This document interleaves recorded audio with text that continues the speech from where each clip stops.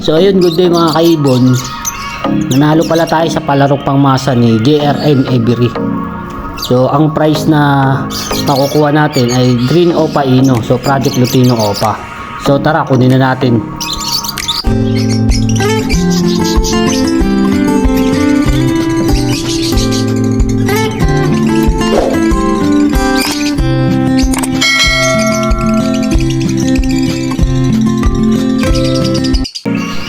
So ayun nga, tayo ang pinalad sa palarong pangmasa ni JRN Every. So ito ay game 5 sa PBA sa basketball ending.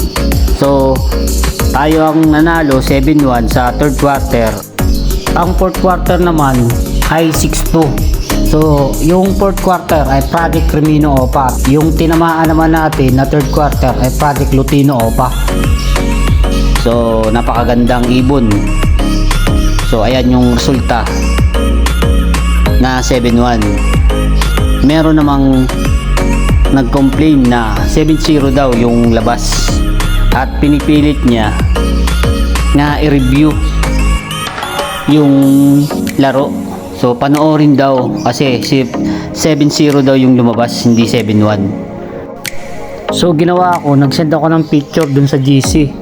Pero nagkamali naman ako ng pagkakasend dahil ang na-send ko ay game 4.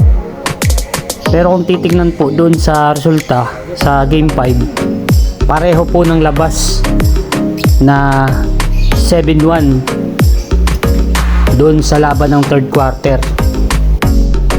Nagkataon lang siguro na pareho ang labas ng third quarter ng game 4 at saka game 5. So para maliwanagan si kuya, nag-send ulit ako ng picture ng resulta ng game 5. So ayan, 7-1, para naman makita niya na yan talagang resulta.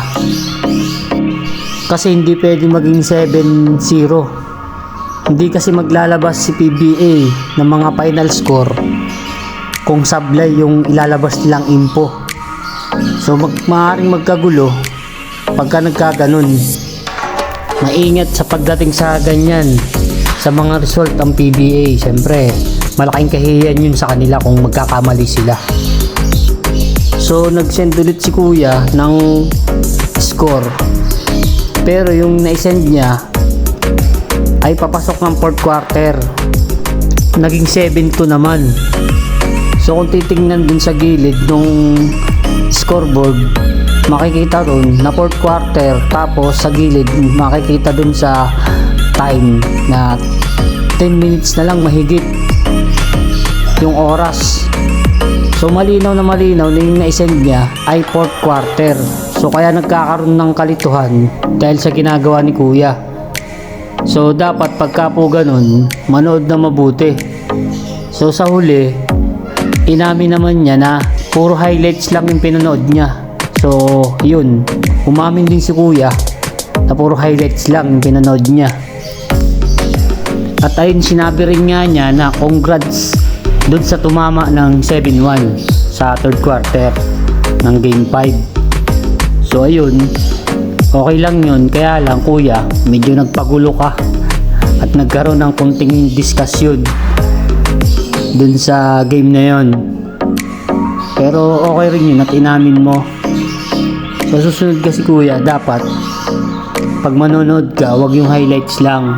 So dapat yung papanoorin mo ay live bago ka magkomento para hindi nagkakaroon ng kalituhan. Nalito yung mga tao sa'yo. Sabi nga ni JRM, baka raw si kuya ay bago pa lang sa pag-ending, kaya nalilito siya. So anyway, okay lang. Dahil nakuha ko na yung ibon, yung tatamaan na ibon ay Green Opa Ino, Project Lutino Opa. So nag-alok sa akin si JRM na para mas magandang panimula ay Project Crimino Opa yung bibigay niya sa akin. So pumayag naman ako. Ang binigay niya sa akin ay Violet Opaline Pastel Ino at saka Parblo Opaline Pastel Ino rin. So Project Crimino Opa. So ito na po yung ibon. Napakakinis po at napakaganda.